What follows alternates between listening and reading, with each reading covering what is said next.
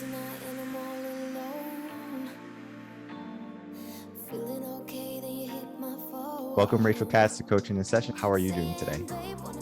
I'm doing awesome. Thank you for having me. So, you do a lot. You have a podcast, you do coaching, healing, you are a yoga teacher. You have done so much. But in your own words, can you tell the world what you do, what you have done?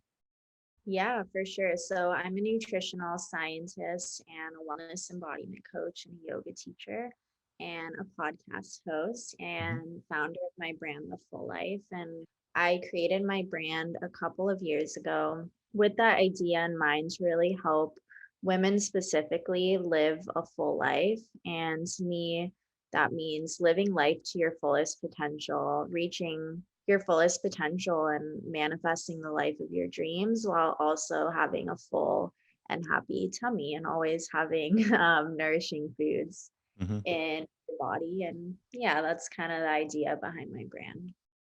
And what was the reason that you said, I wanted to build this brand? I want to help women get to a better life, a fuller life. Yeah, it kind of stems from my own journey and just my own past.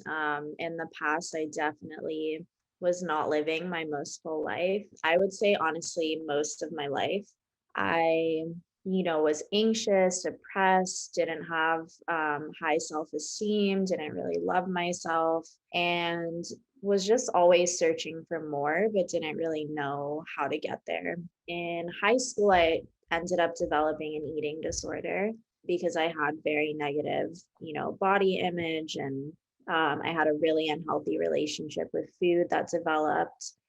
And then my first year of college, I started to really heal from my disordered eating. And I, at this point, still was really struggling with my mental health. I had horrible OCD and anxiety, and it was almost pretty much debilitating. And I knew that there had to be another way. I knew that life wasn't meant to be like this. And that's when I really started to study nutrition and learn about the power of foods to heal us, not only on a physical level, but a mind, body, and soul level. So I took my first nutrition class in college. I fell in love and I was like, this is what I'm supposed to be doing.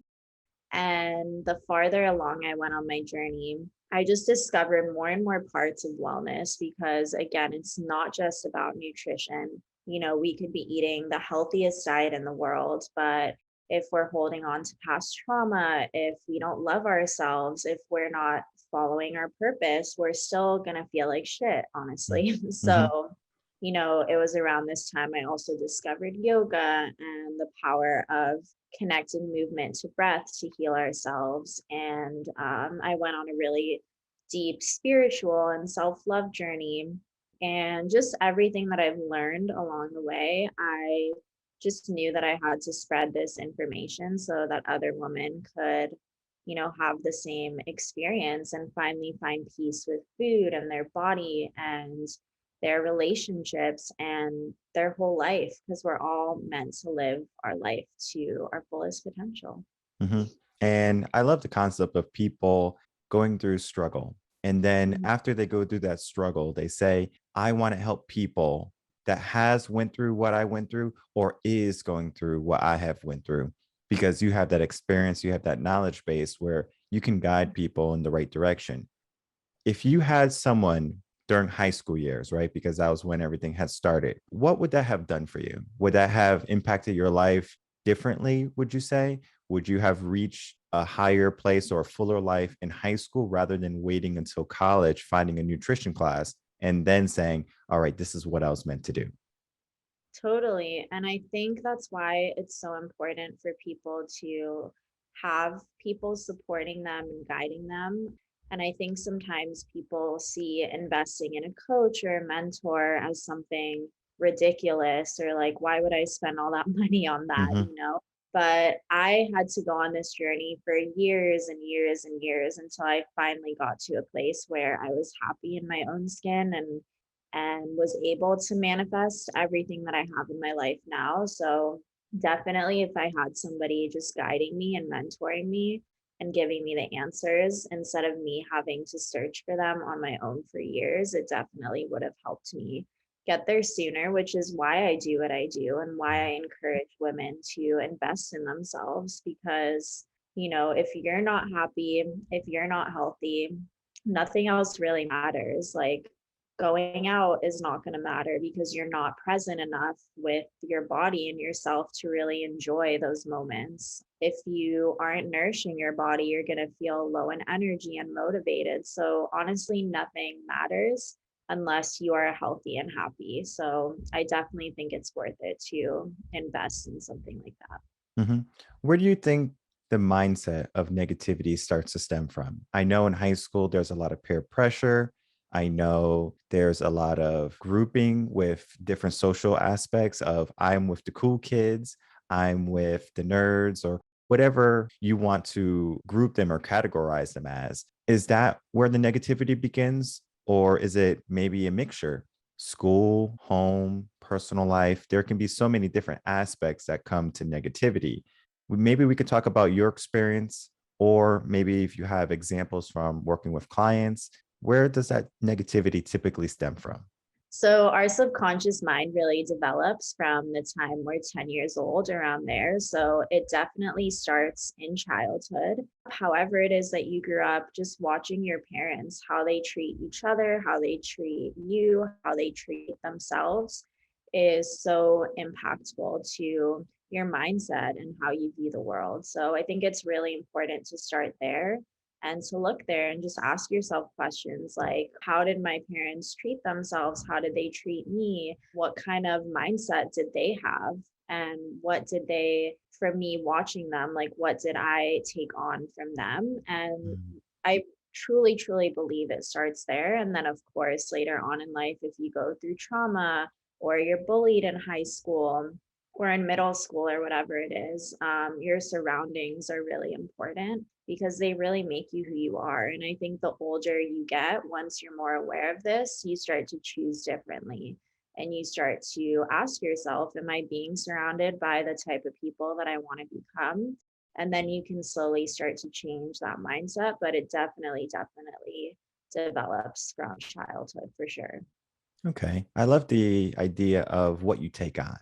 For example, if you're in a negative household, you can take on that negativity, or you can say, I experienced that negativity. I don't want to have that to be my life. There's a story of a father, he was an alcoholic, and he had a wife, two boys. And the father would come home, drink, yell, berate the wife, hit the wife, and the boys would see that.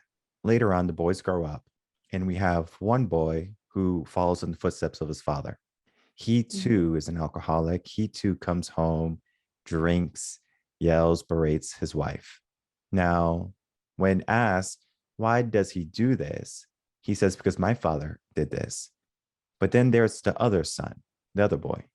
He is a successful owner of a business. He has a wife he loves, kids he loves, and he doesn't drink.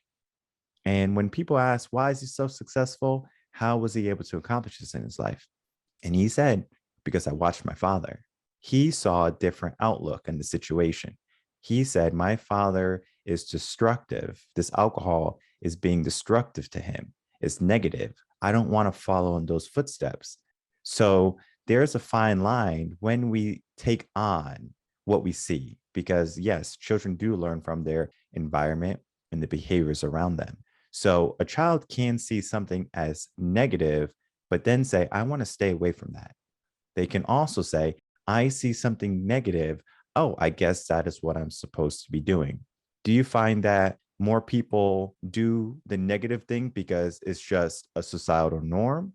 Or do you find that people say, okay, this negativity is not what I want in my life. I'm going to change for the better? That's a really good question. And I love that example because, what happens to you is not your fault, but how you choose to go about it is your responsibility. So you Mhm. could either choose to continue on the same cycles and patterns as, your parents, your grandparents, or you could choose to break the cycle and be the person who chooses differently. Mhm. I think nowadays more and more people are starting to wake up to this concept. I think in the past, like with our parents' generation, I feel like they weren't even aware. And I think you can't really break the cycle without having awareness in the first place and being conscious of it. Because some people just walk around just not aware. And I think that's why these cycles repeat. I think the second you find that awareness and you're conscious of it, then you can decide to choose differently. I'm a yogi too. I studied Bikram for many years, and that's hot yoga. And then I go to regular yoga at my gym. What I have found, it raised my awareness where I'm being more aware who I am, my body, my mind. And from that point, when I started doing yoga, I was thinking, I'm a male. Yoga's for women. I shouldn't be doing yoga. But the aspect of yoga is not so much about male and female. It's so much about you, who you are today.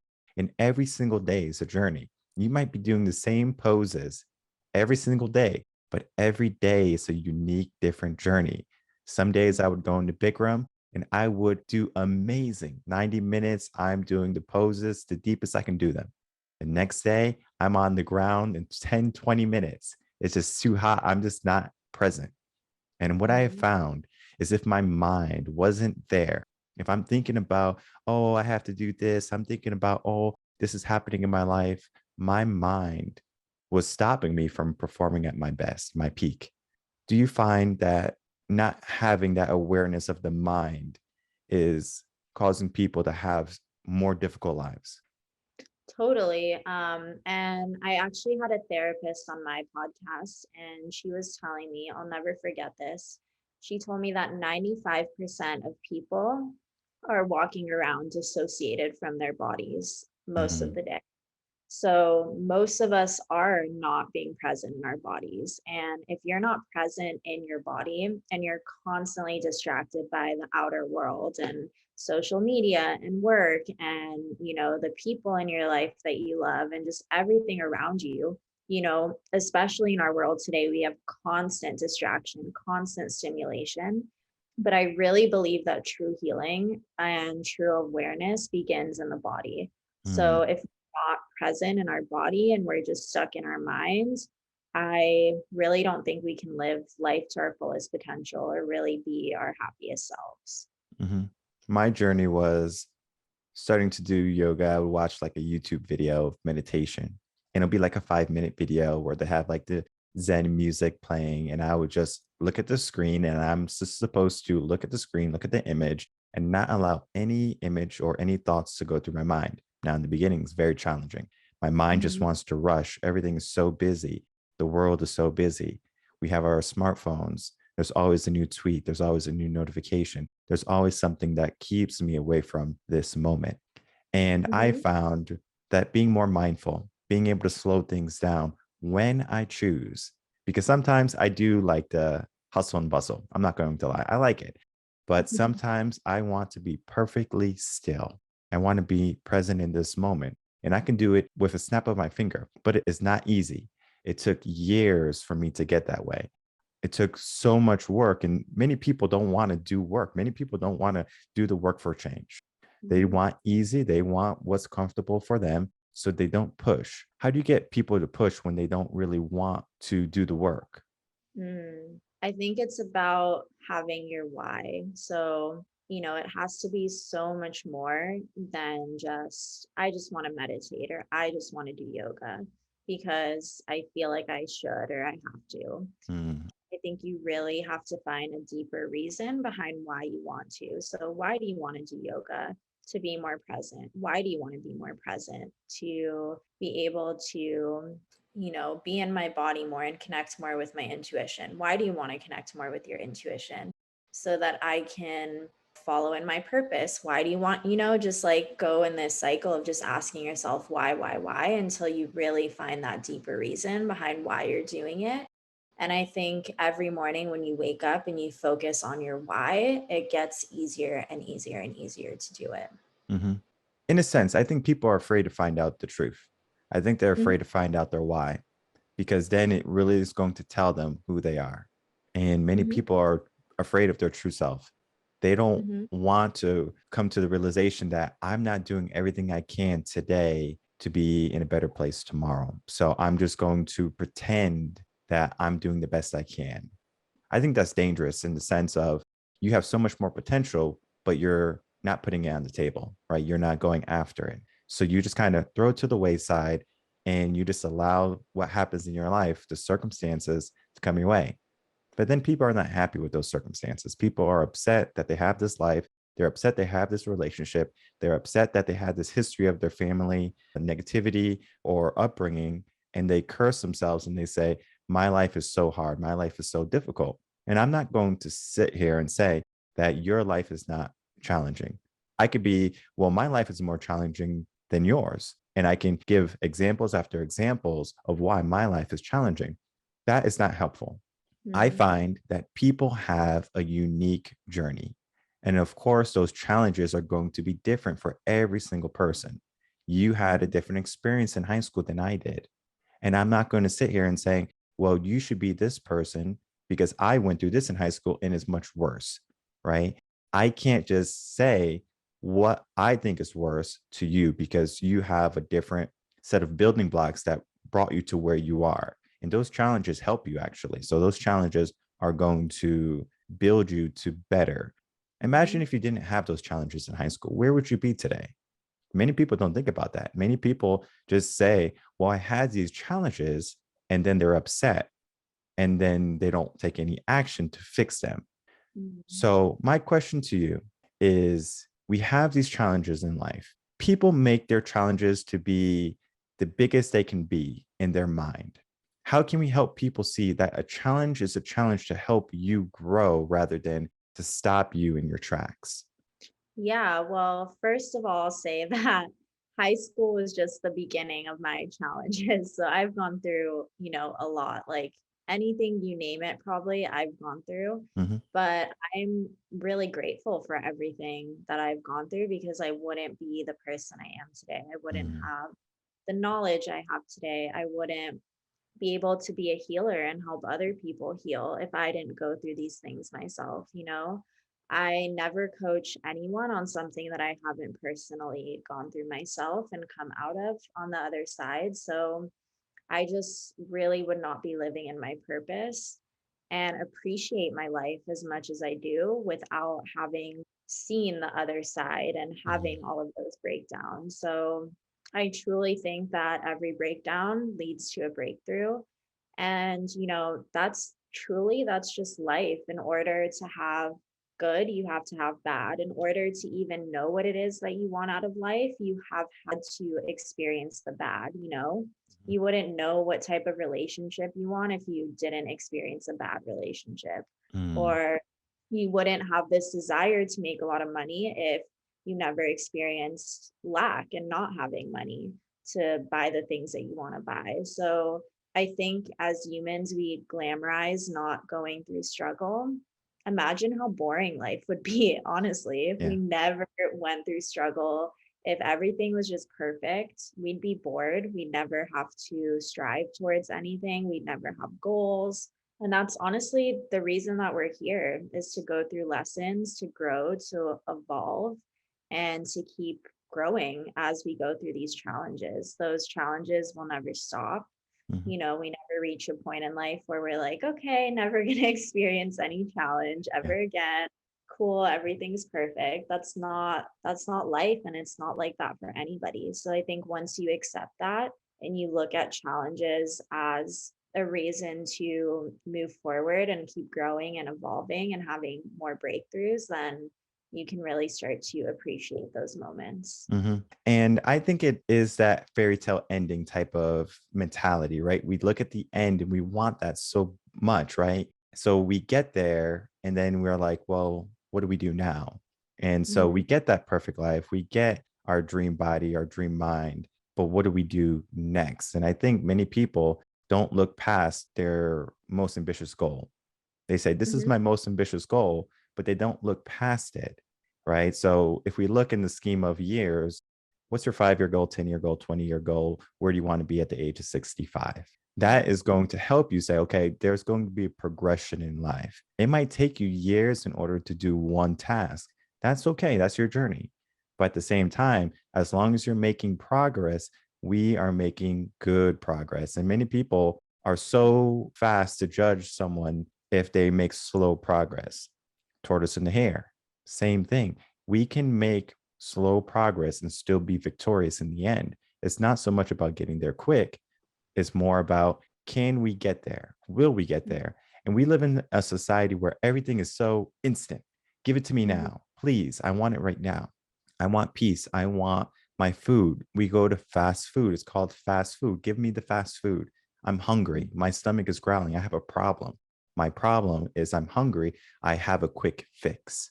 Those Mhm. quick fixes are not necessarily good. It's like a band aid. And if you have a deep wound, you want to go to the hospital, maybe have to get surgery or have a doctor check it out, right? Mhm. Those deep problems are just being covered up by our cell phones, our TVs, right? We try to avoid the things that make us stressful. We are living in a world full of stress. How can people learn to de stress in a chaotic world? Yeah, I will say that the reason most of us are comfortable in the chaos and the stress, especially if you've grown up with a lot of trauma, it just feels more comfortable and more safe. And that's why it's like, even though most of us, probably all of us, want a better life, we stay stuck because it's more comfortable where we are and it feels safer. Mm, And growth and all of those things that we want are a little bit uncomfortable and they don't feel as safe maybe to someone who's lived a life of pain and chaos. So I think that is the reason that, it's more comfortable to stay where we are and complain and blame other people for why we're not where we want to be. But I think it's honestly just doing small things every day to reconnect with yourself and your body. So even just for 2 minutes a day, if you just start there, 2 minutes a day, closing your eyes, putting one hand over your heart, one over your belly, and just breathing and connecting with your breath and with your body and with yourself and just tuning inward, I think, is the number one way to disconnect from all of the stress and the craziness, is just coming home to yourself. So even if it's just for 2 minutes a day, starting there, closing your eyes, doing a simple breath, that's it. hmm. That's interesting because we see our comfort zone as something as good. This is good, Mhm. right? I'm comfortable and things are working in my favor. I don't have to work too hard. Everything is just here around me. Do people see past their comfort zone? Meaning, we're comfortable now, but will we be comfortable later? Right. So let's say they have a job, they make $50,000 a year, right? Mhm. The price of inflation is going up. So now Mhm. that $50,000 is going to have less buying power. Can they still maintain that comfortable life? It's going to be challenging for them to maintain their lifestyle that they have created with $50,000 if their dollar doesn't buy as much. So, of course, we have to understand that the comfort zone is not where we want to be long term. We want to make sure that we are pushing ourselves past the comfort zone because it's not going to help us in the long run. Mhm. Yeah, no, for sure. I totally agree. And I think it's important to just even ask yourself those questions. Like, what is the consequence of me staying where I'm at in a year from now, in Mhm. 5 years from now, in 10 years? What is my life going to look like if I don't push myself to grow and to heal? Again, it all comes back to awareness, like coming back to reality, connecting back with yourself, and asking yourself those really important questions that might make you uncomfortable, but you just have to do it. Yeah. And there's just so much to it, right? But we have to figure out a way to help people, right? So I do that through my coaching. I do mindset Mhm. coaching. I'm helping people with their mind.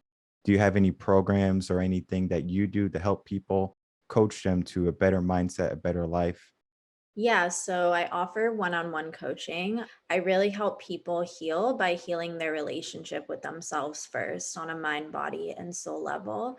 And I really, really believe that once you heal your relationship with you and you're connected with your highest self, that's when everything honestly becomes effortless, because once you love yourself enough, you won't settle for less. You are going to do those things that are uncomfortable to get you to where you want to be. My coaching is really focused on healing your relationship with you And then we can start to look at healing your relationship with food, with other people, with your job, and with your body, and with your life in general. So I do offer one-on-one coaching for that. And then I just launched a group coaching program called Aligned. It is an 8-week long live group coaching program to help you align with your highest self on a mind, body, and soul level so that you can manifest the life of your dreams and stop settling for just an okay life, but go after an amazing life. Definitely. And we have to start to transition our mind or the way we think to get more in our life, not because we have to, but because we want to, right? We should Mhm. want good things in our life. We should want to be successful. We should want to not have a life full of negativity, of hardship, and challenge that are unnecessary. Many Mhm. people take the hard road because they're unwilling to put in the work to Mhm. make it easy for their life right now. We have Yeah. to take the challenge head on, and once we have that challenge and we have accomplished it, then we can say we did this, we accomplished this, we can keep pushing forward.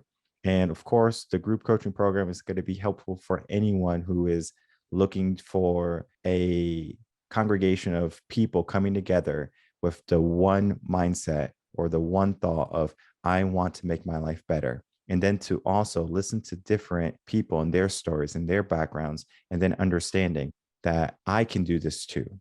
Because the belief, if I can believe in myself, or if I can't believe in myself, I need someone to believe in me. We only need one person to believe in ourselves. And when you have a group of people who are working together to make things possible, that belief is going to be easy to find. So tell Yeah. people where they can find you and where they can sign up for this coaching.